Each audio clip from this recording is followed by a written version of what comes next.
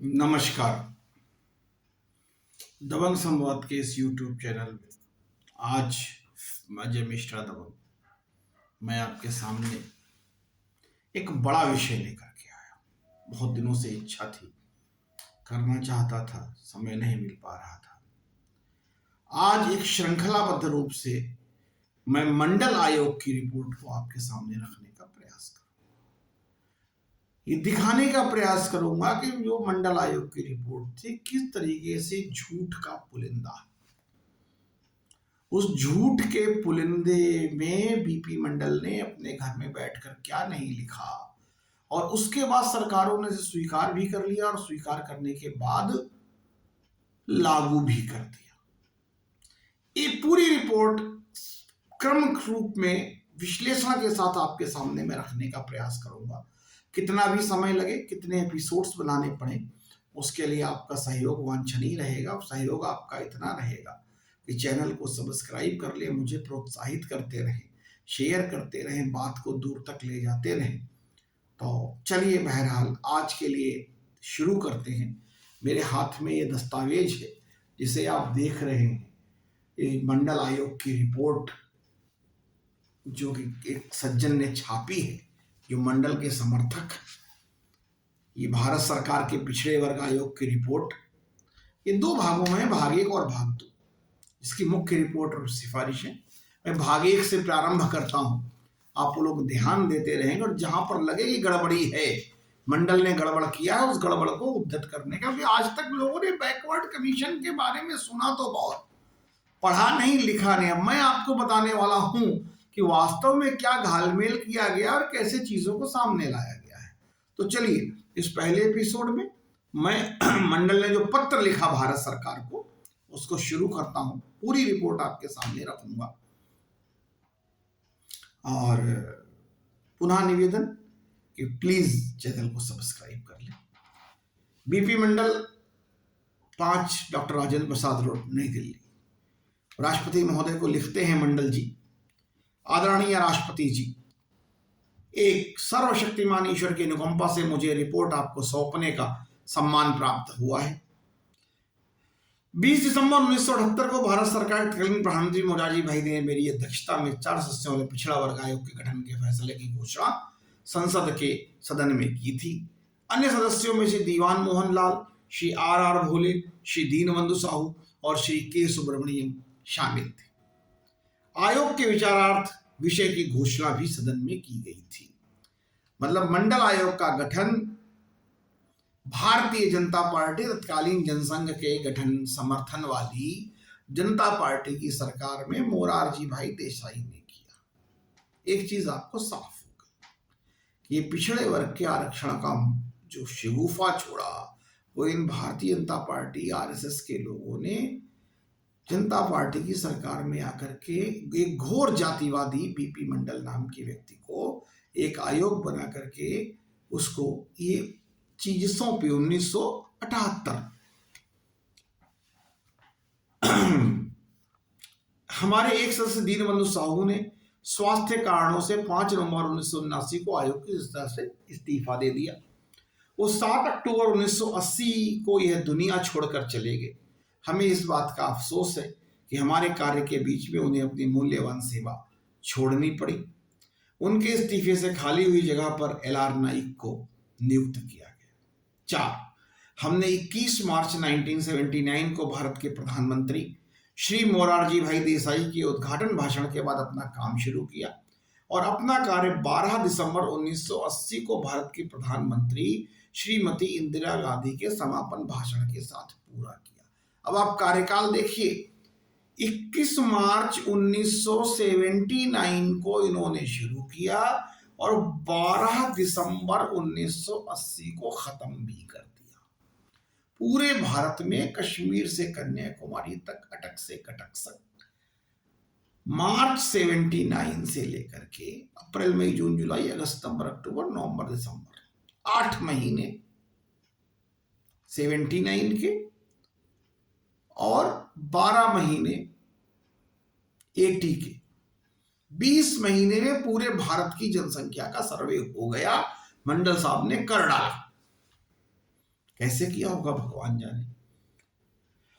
अगले पत्र में आगे लिखते हैं मंडल जी कि यह भी उल्लेखनीय है कि इस आयोग की नियुक्ति पूर्ववर्ती जनता सरकार द्वारा की गई थी, लेकिन श्रीमती इंदिरा गांधी की सरकार ने न सिर्फ आयोग के कार्यकाल को 2 बार विस्तार दिया, बल्कि हमारी जिम्मेदारियों को पूरा करने में हर तरह का समर्थन और सहयोग दिया। हम इससे वंचित, दबे कुचले, सताए हुए समाज के प्रति उनकी प्रतिबद्धता, अनुराग का पता चलता है। सताए हुए, अब किसके सताए हुए ये नहीं बताएंगे मंडल साहब, कभी नहीं बताएंगे, आप देखिएगा आगे। आयोग को काम करने का तमाम कठिनाइयों और चुनौतियों से जूझना पड़ा। जुलाई 1979 में लोकसभा भंग हो गई। उसके बाद मार्च 1980 में 9 राज्य विधानसभाएं भंग हो गई। राज्य का पूरा अमला चुनाव की तैयारियों में जुट गया, जिसकी वजह से आयोग का काम सुस्त हो गया। अब देखिए, इतनी बाधाएं भी आई, इसके बावजूद भी मंडल साहब ने अपना काम खत्म कर लिया। आयोग को 3 विस्तार मिले। पहला विस्तार 3 महीने के लिए 1 जनवरी से 31 मार्च 1980 और 2 और विस्तार 1 अप्रैल से 30 सितंबर 1980 और 1 अक्टूबर से 31 सितंबर 1980 तक के लिए था। इन सभी कठिनाइयों और समय की बाध्यताओं के बावजूद आयोग ने अपना काम 2 साल से भी कम वक्त में पूरा किया, खुद मंडल जी ने स्वीकार कर लिया। 7वें बिंदु में मंडल जी क्या लिखते हैं?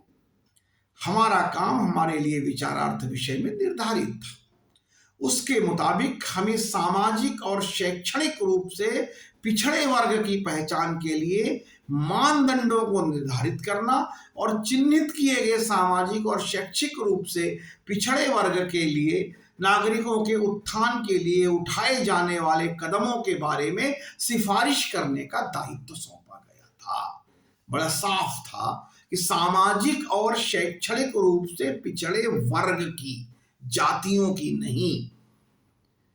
इसके मुताबिक ही हमने इस तरह के वर्ग को चिन्हित करने के लिए मानदंड तय किए और उनके उत्थान के लिए उठाए जाने वाले कदमों की सिफारिश की। सामाजिक और शैक्षणिक रूप से पिछड़े वर्ग के लिए अनुच्छेद 15(4) और 16(4) के तहत आरक्षण के संबंध में उच्चतम न्यायालय ने अधिकतम सीमा तय कर दी है। इसका भी हमने अपनी रिपोर्ट में ध्यान रखा है। मतलब अगर आरक्षण उच्चतम न्यायालय की सीमा नहीं होते तो मंडल जी 100% आरक्षण कर देते और सामान्य वर्ग को वंचित कर देते। उनका पूरा इरादा था, लेकिन भला हो सुप्रीम कोर्ट का जो बीच में आ गया, उसने कैपिंग लगा रखी थी।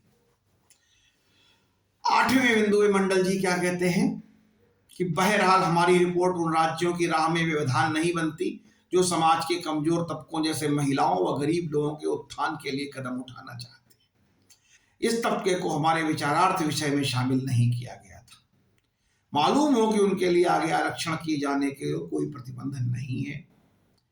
उदाहरण के लिए कर्नाटक सरकार ने सामाजिक और शैक्षणिक रूप से पिछड़े वर्ग के लिए 48% सीटों का आरक्षण किया, जिसमें अनुसूचित जाति, अनुसूचित जनजाति और अन्य पिछड़ा वर्ग शामिल है। उसके बाद 18% आरक्षण का प्रावधान अन्य कमजोर तबके के लिए किया है। कुल आरक्षण 66% था, जिसे न्यायपालिका में चुनौती दी गई और इस पर न्यायालय ने रोक लगा दी। बहरहाल अनुच्छेद 15(4) और 16(4) के तहत ओबीसी के लिए आरक्षण को किसी अन्य आरक्षण के साथ घालमेल नहीं किया जा सकता जो किसी अन्य मानदंड पर दिया गया हो। सुभाषिनी बनाम स्टेट AIR 1966 मैसूर 40 में पाया गया कि सामाजिक एवं शैक्षणिक रूप से पिछड़े वर्ग, अनुसूचित जाति, अनुसूचित जनजाति के अलावा अन्य के लिए आरक्षण की वैधता की जांच अनुच्छेद 14 के आधार पर किए जाने की जरूरत है। इस तरह के आरक्षण को संविधान की धारा 15(4) के तहत दिए गए आरक्षण के साथ मिलाया नहीं जाना चाहिए। बालाजी मामले में जो ऊपरी सीमा तय की गई थी वो सिर्फ अनुच्छेद 15(4) के तहत मिलने वाले आरक्षण के लिए है। इसमें अन्य किसी दिए गए आरक्षण को शामिल नहीं किया जा सकता। उत्तर भारत के कुछ राज्यों की ओर से दिया गया थोड़ा आरक्षण प्रतिशत सामाजिक और शैक्षणिक रूप से पिछड़े वर्ग तक नहीं पहुंच पाया है, जो अनुच्छेद 15(4) 16(4) के अधीन आते हैं। ऐसा मंडल जी ने राष्ट्रपति महोदय को लिखा। 9वां बिंदु देखिए क्या कहते हैं मंडल जी कि देश के हर कोने में हमारे व्यापक दौरे के दौरान आम लोगों से मुलाकात हुई। मैं ये कहना चाहता हूं कि इस देश के पिछड़े वर्ग के लोग हमारी सिफारिशों पर सरकार की सकारात्मक प्रक्रिया की ज़्यादा उम्मीद रखते हैं। हमारे सामने चिंता भी आई कहीं इस रिपोर्ट का हर्षविका का कालेल कर आयोग की रिपोर्ट की तरह न हो। सामाजिक शैक्षणिक और पिछड़े वर्ग के लोग देश में बड़ी संख्या में हैं जो सरकार से न्याय की उम्मीद रखते हैं। चलिए फिर वो कहते हैं जाति संबंधी आंकड़े न होने बहुत कठिनाइयों का सामना करना पड़ा क्योंकि 1931 के बाद से जातियों की जनगणना नहीं हुई। भविष्य में इस तरह की घटना के संबंध में 15 जून 79 और 18 अगस्त 79 को श्री एच.एम. पटेल और वाई.बी. चौहान को पत्र लिखा। मैंने 31 मार्च 1980 को केंद्रीय गृह मंत्री यानी जैल सिंह को पत्र लिखकर इस संदर्भ में निवेदन किया। मुझे सूचित किया गया कि 1981 की जनगणना में जाति संबंधी आंकड़े जुटाना संभव नहीं है। मौजूदा नीति में भारत की जनगणना में जाति संबंधी गणना का प्रावधान नहीं है और यह नीति जारी रहेगी। इस नीति पर फिर से विचार की जरूरत है। हम आपको एक मत होकर रिपोर्ट पेश करने की उम्मीद कर रहे थे और आयोग के सभी सदस्य इस बिंदु पर सहमत थे। आखिरी पल में जब रिपोर्ट पर हस्ताक्षर होने को थे, एक सदस्य श्री एल.आर. नाइक ने असहमति नोट लिखने का फैसला किया और इसे रिपोर्ट के भागशे में रखा। मतलब एल.आर. नाइक साहब इस रिपोर्ट से बिल्कुल सहमत नहीं थे जो बीपी मंडल ने रिपोर्ट बनाई। श्री नाइक का मुख्य तर्क यह था कि अन्य पिछड़े वर्गों की राज्यवार सूची को 2 भागों में विभाजित किया जाना चाहिए। एक हिस्से में इंटरमीडिएट पिछड़ा वर्ग हो, दूसरे हिस्से में वंचित पिछड़ा वर्ग हो। वंचित पिछड़े वर्ग में उन जातियों को रखा है जो उनके तरह कम सुविधा संपन्न लोगों में बहुत ज्यादा वंचित थी। उनका तर्क यह था कि सिफारिश की गई छूटों और लाभों के लिए उन्हें अलग इकाई के रूप में पहचाना जाना चाहिए। उनका मानना है कि ये 2 श्रेणियां बनाने से 2 समूहों में लाभों का असमान बंटवारा नहीं होने पाएगा। जहां तक श्री नाइक के तर्क पर आयोग का नजरिया है, उनके तरीके को स्वीकार करना संविधान के अनुच्छेद 15(4) के विरुद्ध होगा। बालाजी बनाम मैसूर राज्य में उच्चतम न्यायालय ने साफ तौर पर कहा था, पिछड़े वर्ग की 2 श्रेणियां प्रस्तुत करना प्रतिकूल आदेश है। इसके साथ ही ऐसा करने से नागरिकों की सभी श्रेणियों का विभाजन बहुत अगड़े की तुलना में कम अगड़े के रूप में होगा। इसलिए हमारी राय है कि अनुच्छेद 15(4) में इसके लिए कोई जगह नहीं है। इस फैसले को न्यायालय के कई अन्य मामलों में दोहराया गया और अब यह स्थापित कानून बन गया है। इसे ध्यान में रखते हुए आयोग श्री नाइक के विचार से सहमत नहीं हो सका है। पिछड़े वर्ग को 2 श्रेणियों में विभाजित किया जाना चाहिए। 14 नंबर में मंडल ने क्या लिखा कि इसके अलावा तथाकथित वंचित पिछड़े वर्ग की आबादी के आंकड़े पर भी श्री नाइक द्वारा एक काम बहुत एक पक्षीय, पूरी तरह से अनुमान पर आधारित है। यह भी उल्लेखनीय है कि श्री नाइक ने उपरोक्त बातों पर आखिरी क्षण में विचार किया, जबकि उसके पहले 10 से 14 नवंबर 1980 के बीच उन्होंने ओबीसी की राज्यवार सूची के हर पन्ने पर हस्ताक्षर किए हैं, जिसमें अन्य पिछड़े वर्ग को एक समूह के रूप में माना गया है। अपने पत्र के आखिर में अपने सहयोगियों को धन्यवाद देता हूं जिन्होंने इस रिपोर्ट को अंतिम रूप देने के लिए बहुत मेहनत की है। यह आयोग अन्य पिछड़े वर्ग सदस्यों एक अनुसूचित जाति के सदस्य श्री एल.आर. नाइक को मिलाकर बनाया गया था। दीवान मोहनलाल हमारे सबसे वरिष्ठ सदस्य हैं और वो कभी भी अपनी भूमिका निभाने में पीछे नहीं रहे। आयोग के अपने अनुभवों का बहुत लाभ मिला। श्री न्यायमूर्ति R.R. भोले सांसद ने अपने विधायी व न्यायिक और भारत के शहरी और ग्रामीण जीवन के अनुभवों का भरपूर इस्तेमाल किया, महत्वपूर्ण भूमिका निभाई, जिससे आयोग को बहुत मदद मिली। श्री के सुब्रमण्यम एक प्रतिभाशाली अनुभवी व्यक्ति हैं जिन्हें ग्रामीण जीवन के साथ पत्रकारिता का अनुभव है। उन्होंने समाज के निचले पायदान के लोगों के लिए अपनी सेवाएं दी। श्री एल.आर. नाइक की नियुक्ति आयोग के कुछ महीने काम करने के बाद हुई, जिन्होंने बड़ी मेहनत लगन से काम किया। न जहाँ प्रदेश के दौरों थक जाते थे, उन्होंने इस काम में कभी थकावट महसूस नहीं की।